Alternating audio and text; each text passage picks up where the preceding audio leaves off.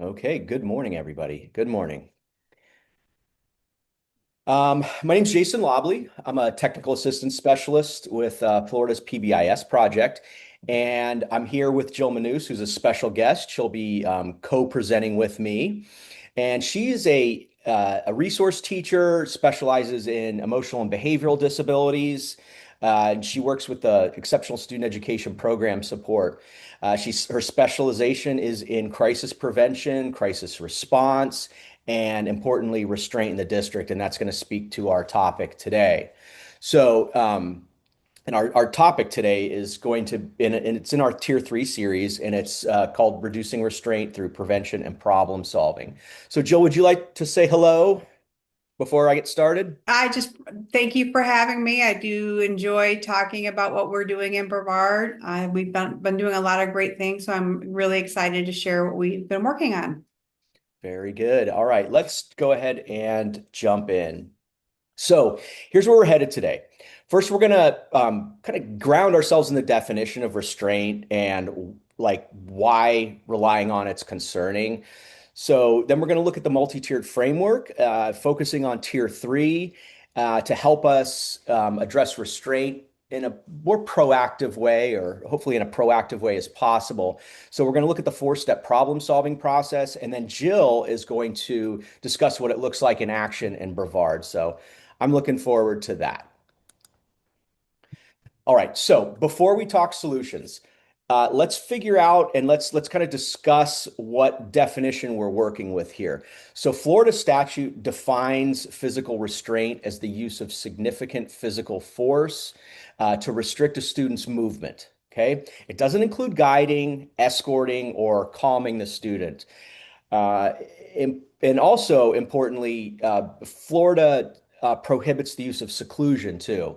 So understanding these definitions kind of helps protect students, ensure safety, guide our decision making. Okay, when we talk about restraint, it's important to approach the topic through like trauma, the trauma-informed practices lens. So many students, including the ones with disabilities, may have had past experiences that included, maybe fear, loss, physical harm, and that can make restraint traumatic. This could trigger traumatic events possibly. So our goal should be to prevent these situations from reaching the point of restraint. And if we need to use it, it's used as a last resort. So looking at our immediate repercussions for restraint, like even in the best case scenario, it's got some negative effects. You're losing instructional time. Uh, it doesn't teach any new behaviors. Students aren't learning any new skills when restraint happens. Um, and moving forward, the behavior rarely improves. So also in some cases, restraint may even reinforce the behavior. So for example, a student who's becoming overwhelmed with a situation, they may learn that acting out leads to escaping tasks, gaining a lot of staff attention. So let's be careful about that too. The reinforcing effect of restraint we could accidentally be reinforcing the behaviors. So, at its most serious, though, restraint carries the risk of physical injury for the students and also staff. There's a lot of workers' compensation claims as a result of restraint. So, let's just be careful about using it. We also need to be careful of positional asphyxia as a result of restraint. That's also a very concerning reality that could happen as a result of restraint. So, and then there's also very real potential of that psychological, trauma triggers, things like that. So, a couple of examples here. I prepared for you guys. So it's like a student with domestic violence may interpret restraint as like another act of harm. So even if the intent was safety, it can trigger panic, screaming, other emotional responses too. So thinking about that is concerning. So over the long term, we don't want the students to have other emotional responses like aggression, withdrawal. And if it's used repeatedly as a last resort, it can also be overused by staff as well, too. So, we need to watch out for the overuse of restraint as well. We also worry about damaging trust, damaging relationships.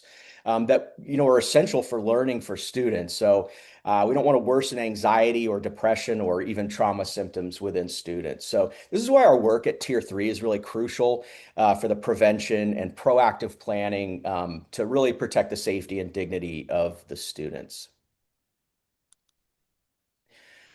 Okay, in the chat, guys, and if you guys could help me out, like Nicole or Christy, if you could help me out with the chat here, I want you to think about if you've needed to resort to restraint in one of your schools or in your school district, what's your process to prevent this from happening again? So take a moment to reflect and feel like drop your comments in the chat, or since our group's small, we can just feel free to unmute as well. Let me know what we have in the chat. Can't see the chat very well. I got you. Thanks, Jill Christy. said debrief and postvention. All right. Debriefing and postvention, that's good. Kind of looking at what happened and how can we make it better next time.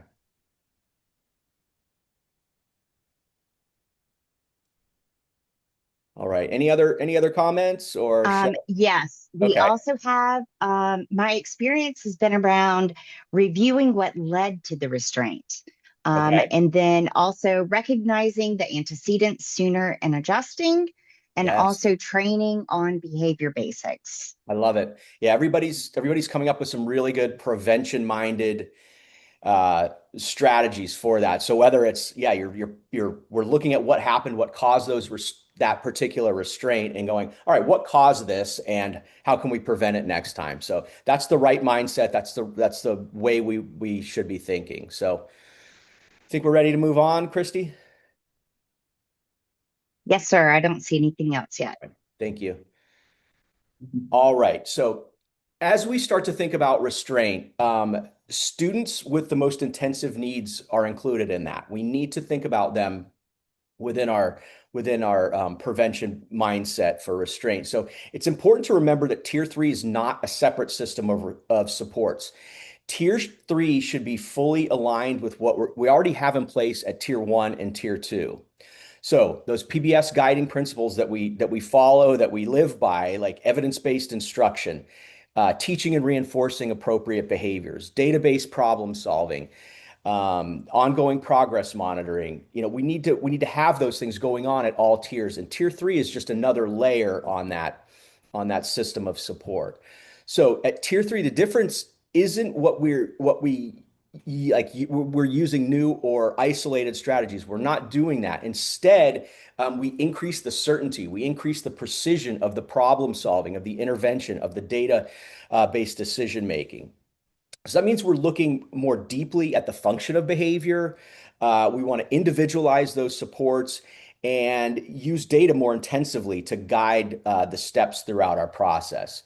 So critical to remember, Tier 3 planning should never happen without considering what is or is not happening at Tiers 1 and 2. We need to take a step back sometimes when we look at these high intensity behaviors and consider what is happening earlier on and what we're doing to prevent. So if we're doing that, our Tier 3 systems are going to be more efficient, they're going to be more accurate, they're going to be more successful for students and staff and in the schools.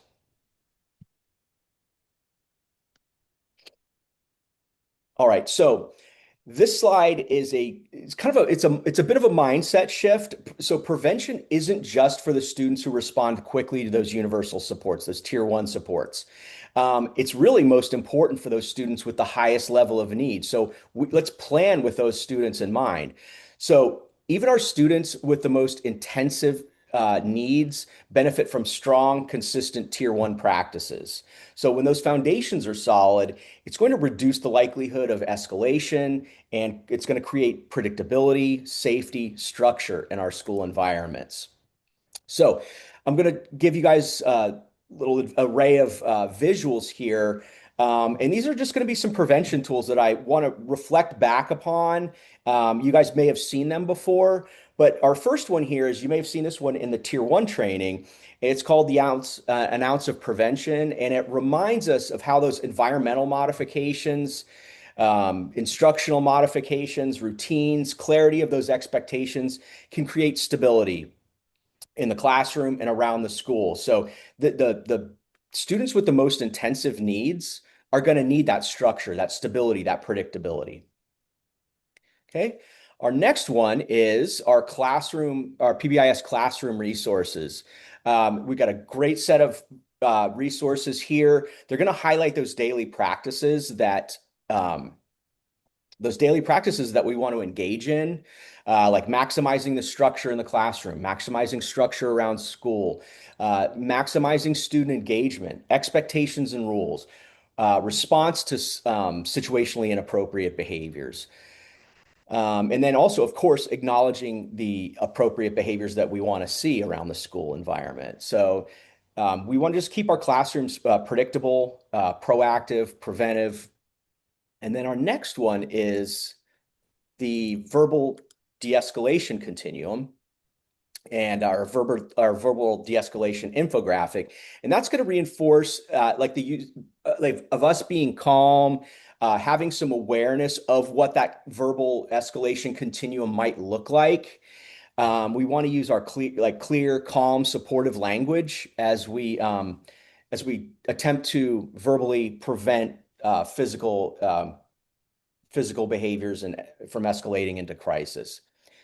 And then finally, like our Tier 2 overview, that's going to underscore our targeted supports at Tier 2. And of course, those are built upon Tier 1. And we want to catch students early with efficient, ready to go interventions at Tier 2. So we want to be able to identify students who might need Tier 2 supports. We want to think functionally at Tier 2 on why these students, why the behavior is going on, and making sure they're connected to the right effective interventions. And then, of course, we need to be problem solving as well.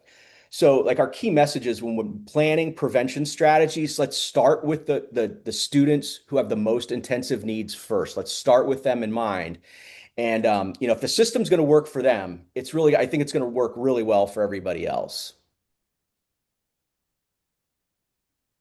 Okay, so to efficiently support students at Tier 3, you got to think about your effective, strong district level systems. So since Tier 3 is our most intensive layer and the success depends on coordinated structures, not just individual student plans.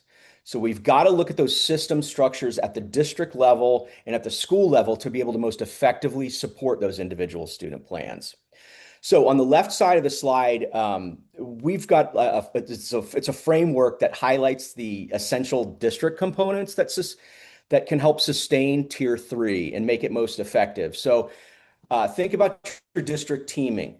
What is that district leadership team doing to remove barriers, to prioritize coaching, and ensure access to skilled facilitators of Tier 3 supports? What's the policy and stakeholder involvement within the school district? Do those policies in the district align with best practice and promote collaboration with families, community partners, schools, agencies, teachers, all of that? Another one is evaluation and data. Are your decisions, are they relying on meaningful data? Are they looking at fidelity of implementation? Are you looking at student outcomes? And are you looking at trends district-wide? And then additionally, as another district structure, looking at professional development. So what sort of ongoing training builds district and school and staff capacity for functional assessment, safety planning, and other individualized interventions? All right, so on this side of the screen, we've got the continuum of Tier 3. It's an infographic on that continuum. And at that base layer, we see the brief functional assessment and brief behavior intervention planning. So we want to consider this kind of that lower intensity level of Tier 3 and kind of looking at like emerging non-dangerous behavior. We could see that in limited settings, maybe one or two settings. those plans, once we work, if we're working within that brief FBA BIP framework, we're going to see that our plans are kind of simpler. Maybe the teams are quite a bit smaller. We met 2 or 3 people. And then we've got some kind of quick, we are using progress monitoring there too, but it's going to be a quick, more simplified way of doing that. So now as we move up into our tier 3 continuum, we move into the comprehensive FBA and BIP, and those support students with more ongoing, more complex uh, behavior patterns. So you know, we're seeing behavioral patterns across different settings, cafeteria, hallways, different classrooms, those sorts of things. It's becoming more complex, maybe more, it could be more intensified. So these types of plans, this level of intensity is going to require a more robust team. We may be bringing in some specialists. We may have our school psychologists, our behavior specialists, social workers coming in to the fold. We may have some other resource teachers coming in to help with planning the plan, with implementing the plan and doing some coaching, things like that. So this is just as we move up the continuum that the precision's going to get, we're going to get into greater precision. We're going to get into more complex interventions and behaviors. And then finally, that highest level of individualized support is called wraparound.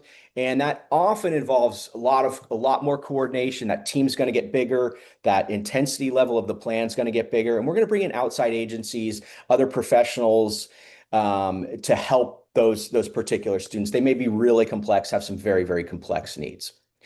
So big idea here is the PBIS or MTSS continuum it's designed to be flexible. So as the students' needs increase, the level of support increases. So from brief, comprehensive to wraparound. And our goal is to always match the right level of support to the right student at the right time.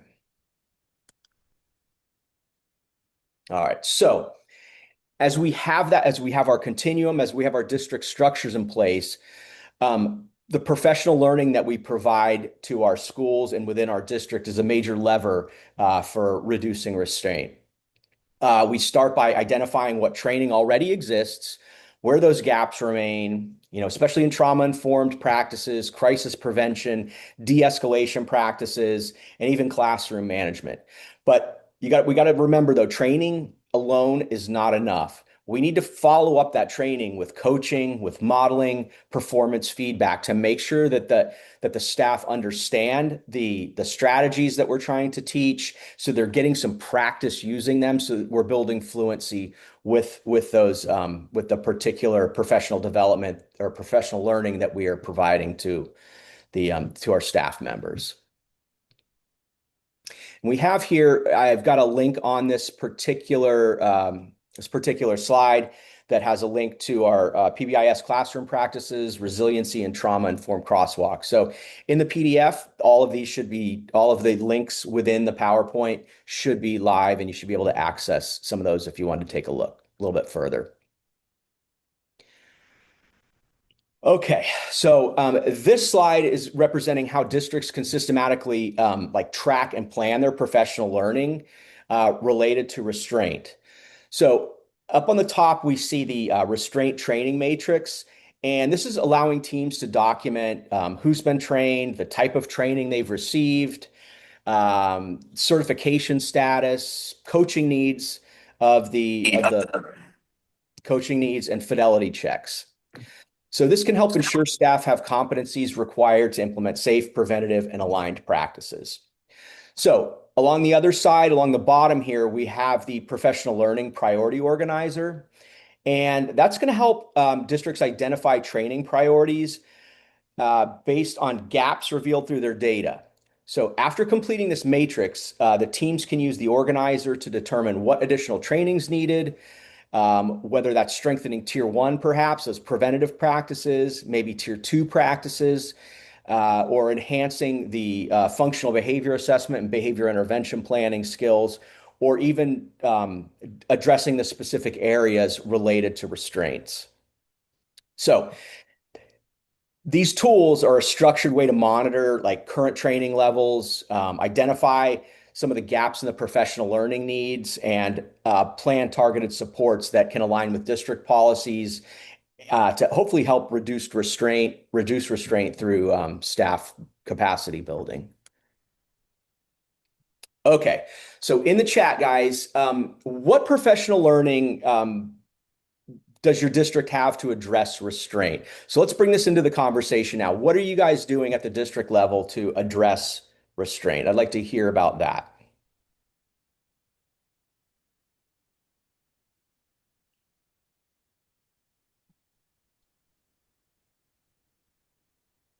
Feel free to unmute, but Jason, I am monitoring the chat box. Thank you very much.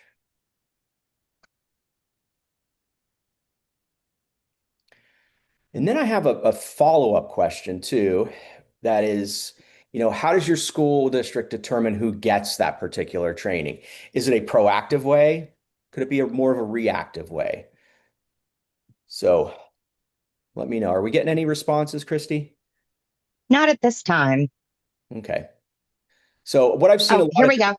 okay. Jill says we provide CPI training weekly as it is now required for parapros and administrators. Okay. So there's a requirement, a blanket requirement for school administrators and paraprofessionals. And Um, this kind of aligned in with what you were talking about, Jason, with the coaching piece that we saw that, we could provide the training, but if there's nobody in the school that can support it, especially in those moments of crisis, which is why it's now required that admin become CPI trained so that they can be part of that continuing of support in the school from the leadership perspective. awesome. Thank you for sharing that, Jill. And Jason, Anna also said CPI depending on the setting. CPI, depending on the setting, is there, could be, looking at, are there students with the profile that could possibly need restraint or a history of restraint, or are there certain profiles of maybe categorical classrooms that could possibly use restraint? So good. Let's think about it proactively. Let's make sure that we've got our systems and our structures in place to be able to provide that professional learning to be able to prevent restraint. We want to get ahead of these problems if we can. So as we work to reduce restraint, I want to highlight the four-step problem-solving process. We've got a revised tool that we've released fairly recently. It was developed a few years back, but it was recently revised. And this tool is really just going to be most effective when those strong tier 3 district level systems are in place and kind of not in isolation at particular schools or particular classrooms. So as we remember, those tier 3 supports, let's keep them aligned with tier 1 and tier 2. And the district level system shown in this infographic on the left reinforce that restraint reduction requires the coordinated and systematic approach. So our district teaming is foundational. We've gone through that. We've looked at those district policies and stakeholder involvement, and that needs to guide how our restraints addressed, how we're reviewing our policies, we're sharing our data, we're ensuring that schools have the tools and direction needed to implement solutions to restraint. Of course, our data systems, those are very important to kind of understand why those restraints and determine whether the interventions that we're providing are being effective for improving outcomes. Of course, the professional learning is very important.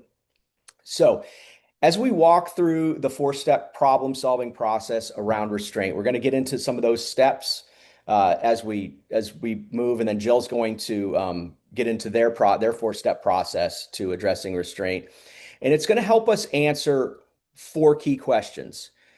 Okay, what those problems are, why they're happening, what actions we want to take, and whether those actions or those interventions are successful. So it's all going to really depend on those aligned policies, quality data, effective teaming, and of course that ongoing professional learning as we discover what our needs are over time. All right, so we've got a quick overview of the four-step problem-solving process here that we use to reduce restraint through database decision making. So our first step is to define what that problem is. Okay, we want to use clear, disaggregated data. We want to look at when, where, with whom the restraint is occurring. And it's going to ensure that we're addressing real patterns, not isolated events. So we want to make sure we're looking at patterns to really get to the problem identification stage. All right, so step two is we want to know why it's happening. So we want to analyze the district, school, classroom, and even possibly student level variables to identify root causes and develop a good, strong hypothesis statement. Our third step focuses on what we want to do about it, what interventions we want to provide. So we want to select those targeted interventions that align with the why, with the hypothesis statement of why we think these restraints are occurring. So that's going to help us identify perhaps needed professional learning or outline another type of plan that would need to be implemented, say maybe a student's behavior intervention plan or some sort of classroom management structures as well. So, and then finally, we want to evaluate whether our plan is working or not. So is it working? We were going to, of course, review our new data and preferably from the same data we were looking at before. So we want to re-review the data, new data. We also want to look at fidelity of implementation. So have our interventions, have we been running our interventions the way we wanted them to and as often as we wanted? And then using that particular data to be able to adjust the plan accordingly. So this cycle is that four-step problem-solving cycle is going to help leadership teams maintain the consistent prevention-focused approach and ensure that actions are really support the reduction in restraint. All right. Step one of the process is about clearly defining the problem. As we mentioned, we want to use accurate data. So at this stage, the school or district team is going to be looking at all available data sources, determine whether restraints occurring because of gaps in prevention. So are we missing some tier one, some tier two things, um, or do we have training needs that are not met?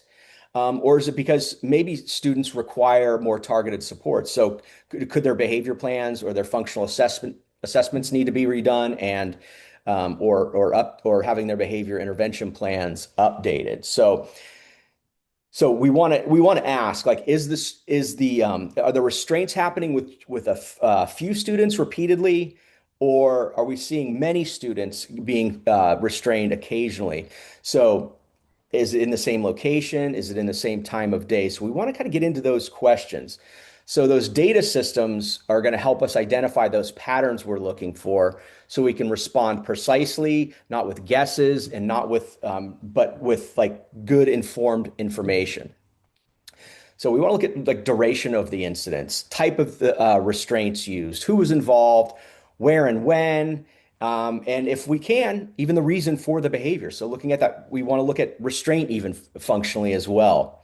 So it's also important to review data let's look at disability status, demographic factors, so we can identify patterns and make sure that we're providing and ensuring those effective practices.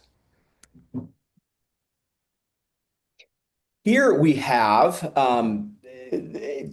two good data tools that help identify support for database decision making.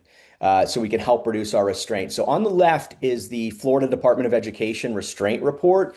You guys have some of you have probably used this, but after every restraint, the information is entered into the Florida DOE database there, and districts and schools can use their user guides that are also linked if you want to take a look at those to be able to navigate the platform, look at incident reports, and analyze some of the trends over time. So the other one on the right side of the slide here is the Florida PBIS data restraint tool. And it's an Excel-based resource that can help teams analyze restraint events in a more in-depth way too. So this is a very helpful tool that allows teams to kind of look beyond incident reports and examine those times of day, the locations, staff involvement, characteristics of students, and potential function of behavior too. So both of these are really good tools that you can use to work to help establish and guide your problem solving process. So we want to kind of move beyond just counting incidents and looking at the data. We've got a whole bunch of restraints, but we want to use this data to help understand what's happening more. Okay, so once we have defined the problem, we want to ask why it's occurring. So, are the restraints concentrated in just a few schools? So, are there a few classrooms? Are perhaps the classroom routines or school routines unclear? Are those tier one and tier two supports inconsistent? So, this step is going to help us uncover the conditions that contribute to the problem so we can plan the right supports moving forward. We could start by asking, like, are the numbers high district wide, or are they elevated at only one or two schools? So do we need to address this holistically as a district, or do we need to go into and provide some targeted intervention for just one or two schools? So, and this aligns directly with that step two of the problem solving process of understanding why the restraints are happening. So if the data are showing that most incidents come from a small number of schools, that tells us the contributing variables may be school specific, such as needs for support for a few students, staffing patterns, perhaps instructional practices, or inconsistency of tier one or tier two supports. So, but from there, we can drill down even further. And are the classrooms, programs, environments contributing to higher levels of restraint? So this can help us look at contextual factors such as those times of day. Is there enough supervision around? Looking at the routines that are happening throughout the day, and that may be influencing restraint. So using these variables in combination with the step two guiding questions, teams can move beyond simply tracking restraints and begin understanding the underlying reasons. So this is going to enable us to really target our support more and make restraint reduction improvements through informed, more precise decision making. Okay, so here, the slide represents the point where we take our data analysis and everything we learned in step two and say, why is it happening? What's going on? And we begin by forming a clear hypothesis that connects our analysis into targeted interventions. So in step two, we examine the patterns across the district, across the school, perhaps classroom variables, to understand conditions that contribute to the restraint. So now we want to pull all of these patterns together to create a database hypothesis. It's going to summarize what's occurring, who's involved, when and where it's happening, and what seems to contribute to that escalation. So it's going to point us in the direction of what practices, what routines may need some support. So, for example, a sample hypothesis might be at Beach Sands Middle School. There have been repeated restraints with seventh graders during unstructured times in the hallway between 11:30 and 12:15. So those incidents typically occur after peer conflicts or even running from staff. These happen because the hallway expectations are inconsistently reinforced and supervision patterns vary. So we want to we want to back up sometimes and look at, hey, could this be a tier one issue? And in this particular case, it may have been. So they wanted to go in and teach those school-wide expectations and those rules and routines in the hallways more specifically.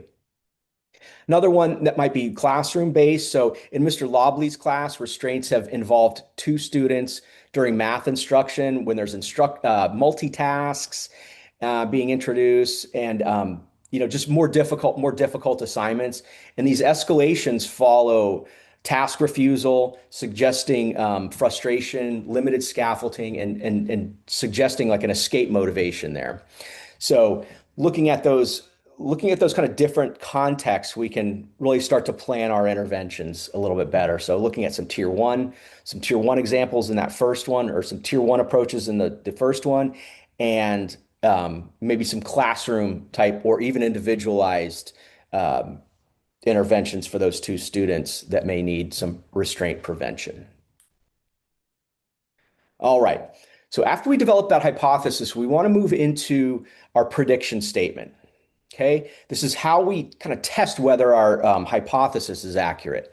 So this format's pretty simple. If we implement the identified plan or intervention, then we would see a decrease in restraint. That's essentially what we're looking at trying to do. So this prediction is going to clarify exactly what we expect to change, and sets us up for progress monitoring. So going back to those previous examples, a prediction statement would be for the hallway situation: if we strengthen hallway routines and provide targeted coaching on active supervision, then we'll see a decrease in restraints during that transition time. The one for the classroom with the math tasks, if we adjust the task demands, so making them a little bit easier, giving the student choices perhaps. We teach replacement skills of perhaps asking for help, asking for breaks, maybe just saying, no, I don't feel like doing this. Then the restraints during that math time will decrease. So that's our prediction statement. And we're tying it back to that hypothesis statement that we had before. So this is where we shift our understanding of the problem to taking action. Okay. We want teams to identify which interventions or strategies are needed, what environmental or practice changes may be helpful, and what other professional learning might be necessary.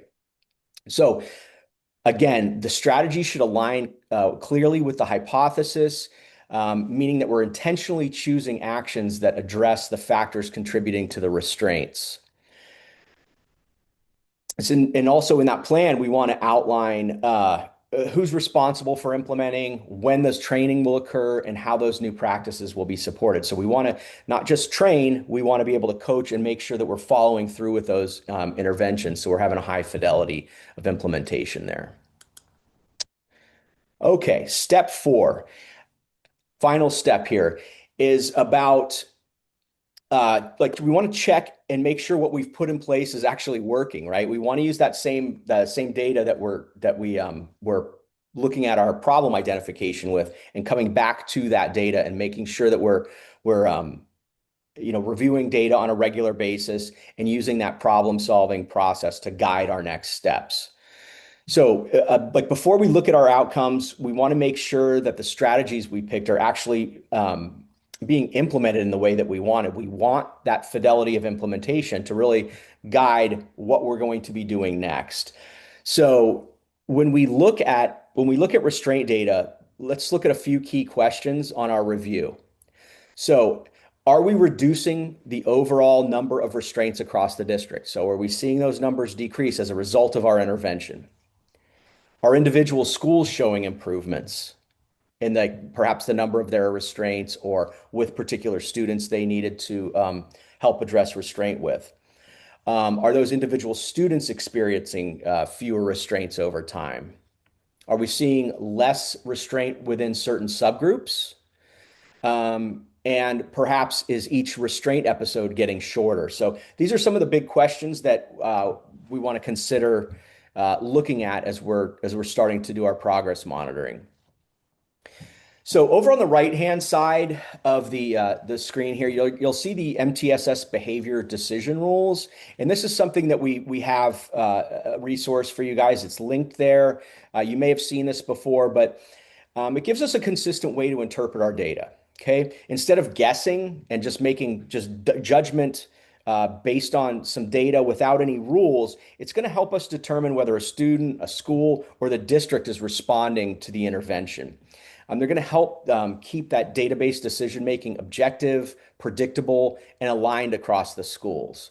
So pairing the decision rules with regular database reviews and districts and schools, you guys can feel confident with the steps that are grounded in data and not making assumptions. So, we're actually working toward reducing the restraint based on our data that are showing. All right. And at this time, I would like to introduce Jill. Once again, she's going to go through her their problem-solving process to reduce the restraint. She's been instrumental in the work being done to reduce restraint. She's been doing it for a long time, really knows her stuff, and does an excellent job. So I can't wait to hear Oh, her. Jason. I can't wait to hear what she has to say. And she's Oh, going to provide us with an overview of what they're doing and how you guys have been able to reduce restraints over time. So, Jill, thanks for joining us this morning. absolutely. Can you click onto the next slide there? I will. This is just a reminder of Brevard County. We are a large district, about 74,000 students. We have about 100 schools with one separate day school and one residential facility. We do have 47 schools trained at the tier 1 level in PBIS. That's slowly getting up there. We're hoping it gets up a little bit higher. I have been teaching for 22 years, 10 years in a self-contained class, and the last 12 years I have been working as the EBD contact and on the restraint review committee at the district level. So if you could click to the next slide, please. All right, so part of our state statutes requires that we monitor at the district level and at the school level restraints that are happening. And we have tried several different variations of restraint review committee.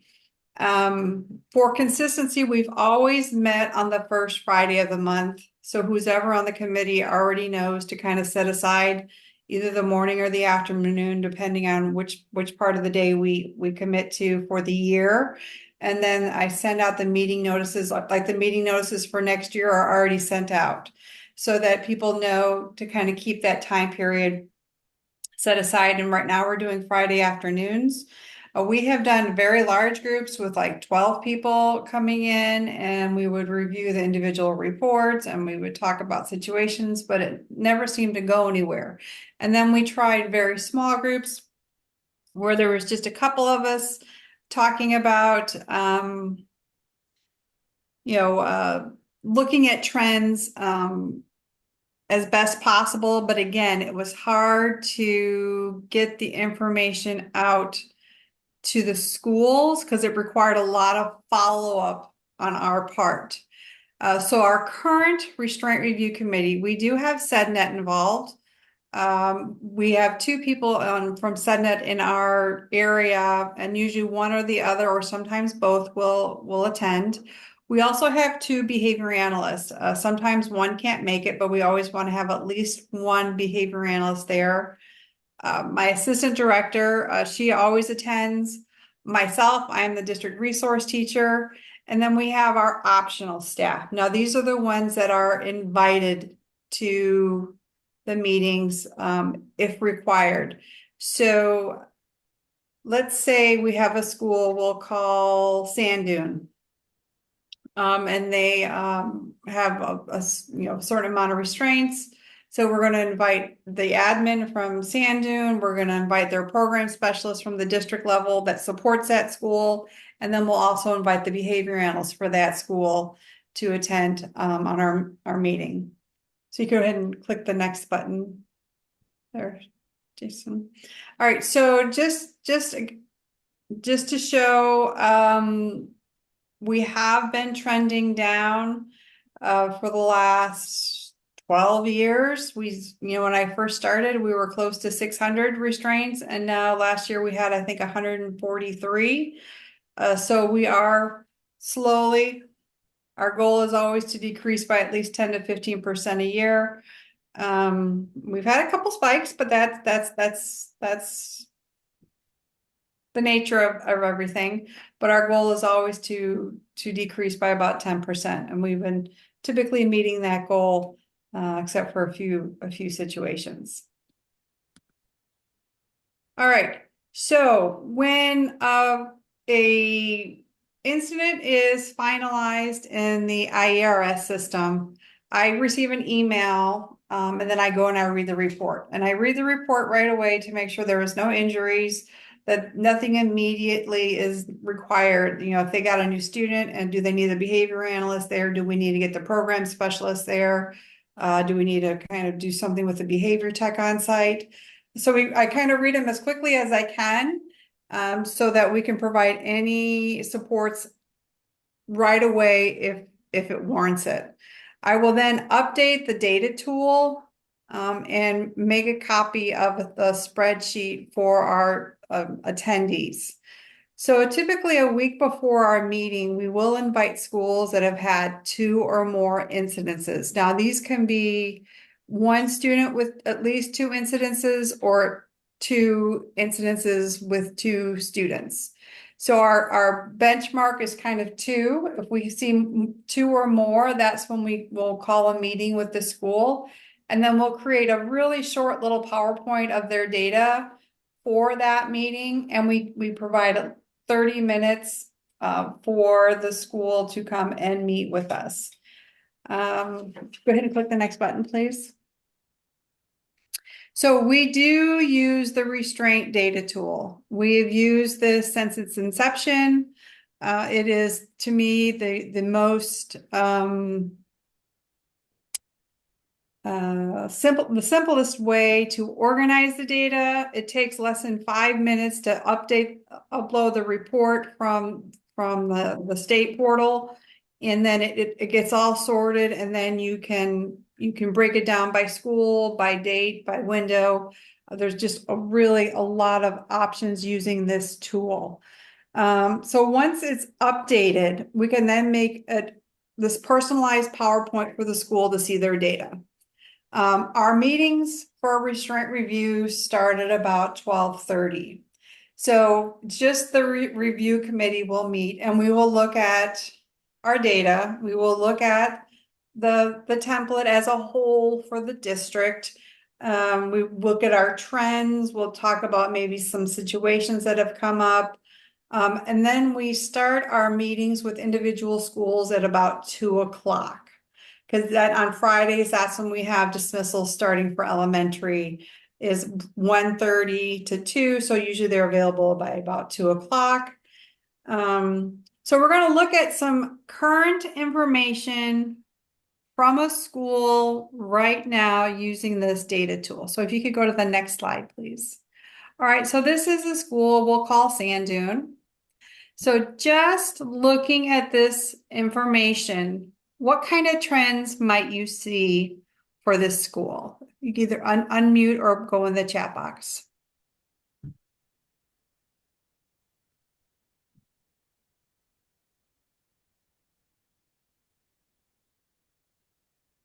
I see patterns of restraints happening in the morning, primarily coming out of the ESE classroom with physically aggressive behavior. And it looked like our December and January months were our key months.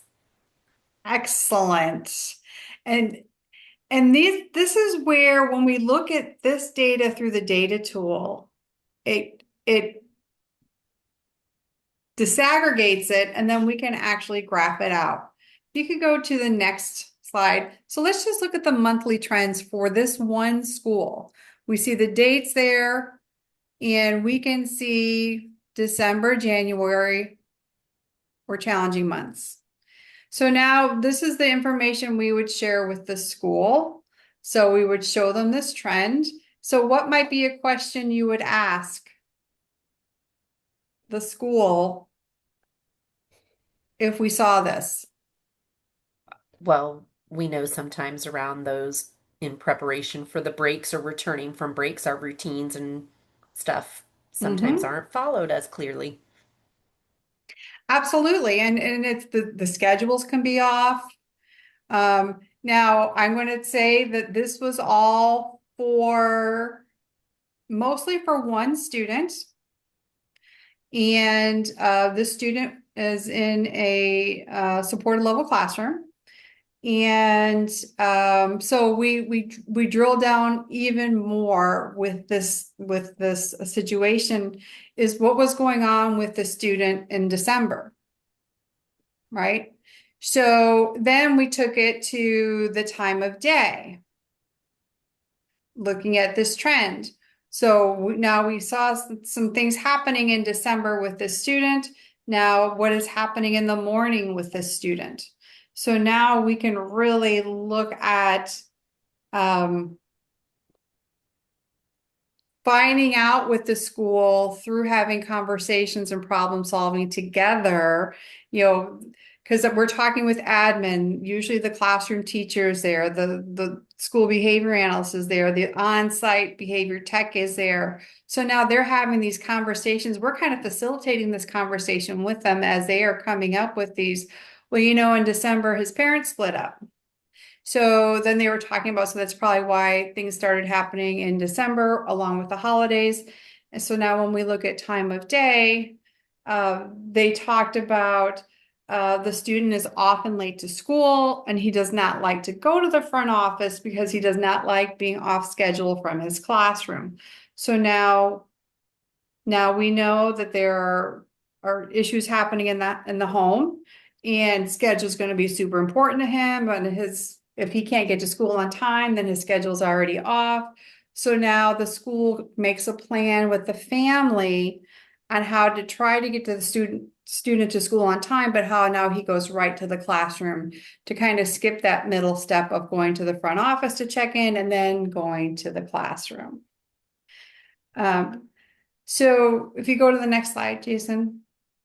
So one click. So this tool right here we use as restraints come in. So I have the school name and then for the student, and now we can kind of see this date and time. And then if I have to do any immediate follow-up, that's where we would put on here. If I see, okay, we got a new student that requires some really intensive supports, I might put that down there who I reached out to. So this is more a way of starting to keep records. If you could do one more click, please. But this is the form we use when we're talking to students. And this is an expansion of another action plan form that I got from Jason many years ago. We adjusted it to the kind of supports that we can offer or might be available. So the first one there is program support. Program support is when we have somebody who is maybe a specialist in a self-contained environment that can come out to the school. Do they need to be there because there's some tier 1 issues? Are there some scheduling issues? Do they need visual supports, things like that? Then of course, compliance, is the student under evaluation? How are they looking at an OT eval? Is there a re-eval coming up? Is there a G2 form that needs to be looked at? And then of course, we have the behavior analyst there as well to let us know if they've done a fidelity check on the BIP, and if are they in the process of doing it, an FBA. So we can have these conversations and find out what steps do we need, might be needed for the student, along with who needs to do it. We're really trying to support schools becoming, what's the word I want to use? In-house, right? Because, we're a really big district. We have a very small district staff. So if we can give them the tools they need in-house so that they can immediately do things, that's what we really try to do. Do they need support with their PBIS? So we have these conversations. The student that we were talking about in particular, he has very, very limited verbal skills, and the team was concerned that he was experiencing pain. And he couldn't tell anybody because of his limited communication experience. So we created, our LATS team created a visual on where does it hurt. It took very little time for them to get out to the school, all laminated, ready to go, to try to at least, if that was the issue, we're trying to, if it hurts, we can maybe help him with that. Does he have any sensory needs? Because maybe and that was an issue in the class as well with location in the room, and being by other students who made other noises. So this kind of helped guide our problem solving with the team through known trainings. Another thing we did was provided additional CPI training. The school has an on-site CPI trainer, so they kind of did just a little refresh with the team. So to really focus on those verbal de-escalation skills, maybe practice the blocking a little bit more, recognizing as early as possible when the student was becoming dysregulated so that they can intervene quicker than waiting for it to get to the level of physical aggression. And that Jill? also was paired with having the conversations with mom about, the importance of the schedule and dietary restrictions the student had for not feeling well and things like that. So we kind of tried to really envelope the student with supports from the school, from the district, and from home so that we could provide as many resources as needed to decrease the restraints for this one student. And as you can see, I don't think I put the data back up, but then the next month he only had 2. So he had like 4, then 5, and then we dropped down to 2. So we were able to see that there was some effect there. You could go to the next slide, Jason. And Jill, I just want to let you know we're down to about 3 minutes. So if you No can problem. I make only have sure. like just a couple slides left. Perfect. I want to make sure you share how you wrap it all up. Yep. So our next step is at step 3 is really just making sure that we're putting these things in place, that we have our action plan that I then mail to the school. We also offer verbal de-escalation, which is something that frequently schools choose to have staff-wide on faculty meetings. So we'll provide that as an opportunity to decrease restraint. Another issue we found is that a lot of schools didn't know who was CPI trained or when they expired. So we did create a training log through an Excel sheet that changes color the closer the person gets to their certification lapsing. So that has been very, very helpful to just send schools their list of who's trained so they have that update.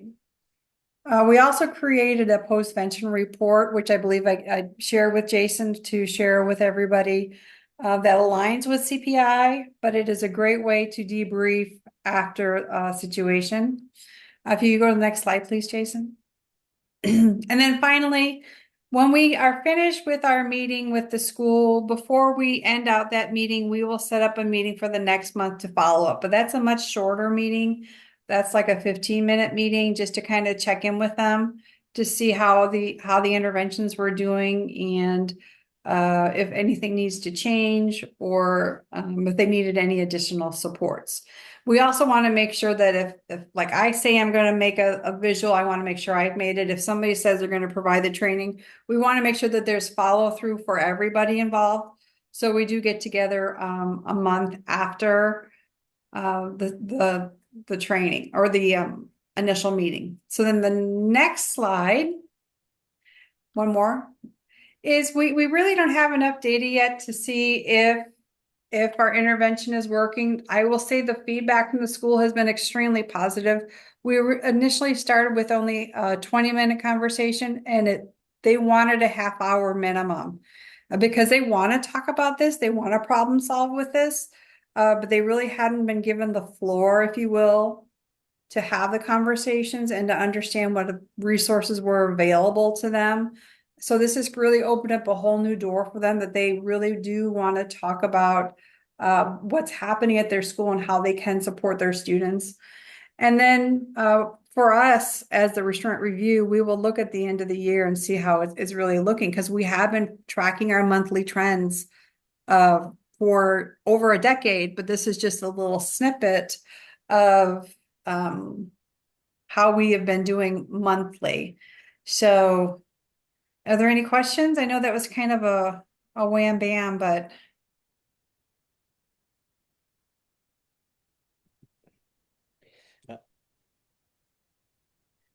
No, great job, Jill. I think that's a very comprehensive process, and it's, based on the data, it's really, it's showing all based on great the data effects. and and in helping them.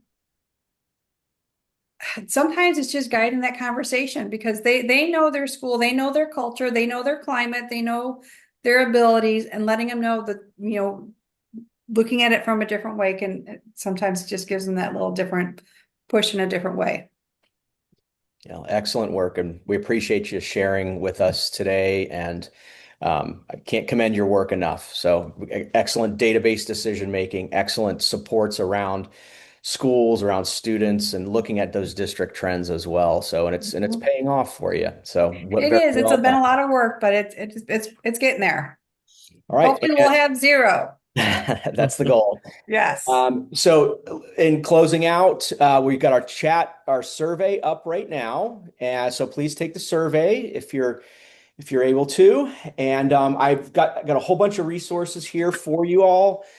We've got the IERS users guide there. That was in a couple of the slides. We've got our ounce of prevention, verbal de-escalation skill development modules. We've got our verbal de-escalation infographic, the four-step problem solving to address restraint infographic that we introduced to you guys, that revised tool there.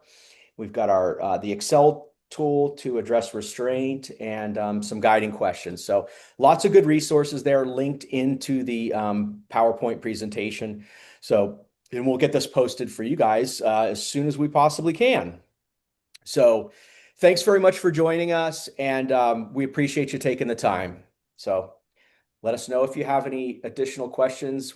Reach out to your technical assistant or your district coordinator if you have any questions, or you want to get into the problem solving process to address restraint situations.